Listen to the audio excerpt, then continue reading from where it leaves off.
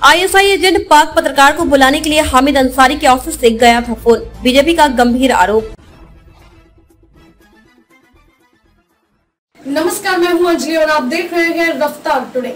तो चलिए शुरुआत करते हैं आज की प्रमुख खबर से। आईएसआई एजेंट पाक पत्रकार नुसरत मिर्जा को लेकर घिरे अंसारी।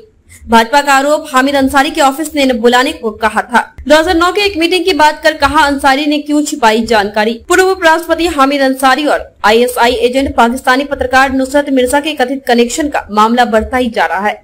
भाजपा ने आरोप लगाया है कि 2010 में तत्कालीन उपराष्ट्रपति के ऑफिस ने फोन कर आयोजकों से कहा था कि वे पाक पत्रकार नुसरत मिर्जा को आमंत्रित करें। दरअसल पाक पत्रकार ने एक इंटरव्यू में खुलासा किया है कि वह साल 2015 से 11 के दौरान कई बार भारत आए और यहाँ उन्होंने पाकिस्तानी खुफिया एजेंसी आईएसआई के लिए कई जानकारियां जुटाई। इस पर भाजपा पूर्व राष्ट्रपति और कांग्रेस पार्टी पर हमलावर है।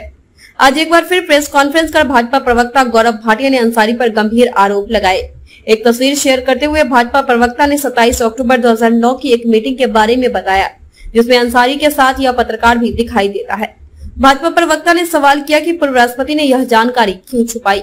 उन्होंने आरोप लगाया कि इस तरह से कांग्रेस के तार पाकिस्तान से जुड़ते हैं, करंट वहीं से आता है। भाटिया ने दावा किया है कि अंसारी जी कहते हैं कि नुसरत मिर्जा को उन्होंने कभी आमंत्रित नहीं किया, लेकिन उपराष्ट्रपति के कार्यालय की ओर से 2010 की कॉन्फ्रेंस के लिए फोन पर आयोजकों से कहा गया था कि आप पत्रकार नुसरत मिर्जा को आमंत्रित कीजिए।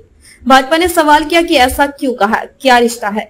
भाटिया ने कहा कि जिस सेमिनार का जिक्र अंसारी जी ने किया है, उसके आयोजकों सुप्रीम कोर्ट के वकील का बयान आया। वह कहते हैं कि उपराष्ट्रपति हामिद अंसारी जोर दे रहे थे और जब नहीं बुलाया गया तो वह काफी नाराज हो गए। अंसारी जी ने अपमानित महसूस किया और नाराज होने के कारण वह 1 घंटा की जगह 20 मिनट ही रहे। भाटिया ने कहा कि बड़े संवैधानिक पदों पर बैठे व्यक्तियों की जिम्मेदारी भी बड़ी होती है। कोई भी व्यक्ति हो, सबसे ऊपर भारत है, भारत के नागरिकों का हित है।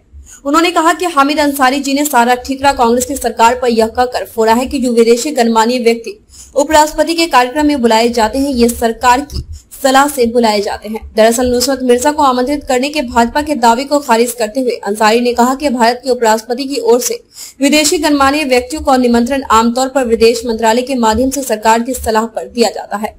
भाजपा प्रवक्ता ने तंज कसते हुए कहा कि 26/11 का आतंकी हमला हमारे देश पर हुआ था और आतंकवाद से कैसे लड़ना है, ये कांग्रेस पार्टी पाकिस्तान के आईएसआई एजेंट से सीख रही थी। भाटिया ने कहा, हामिद अंसारी जी कहते हैं, मैंने आतंकवाद पर कॉन्फ्रेंस का उद्घाटन 11 दिसंबर 2010 को किया था।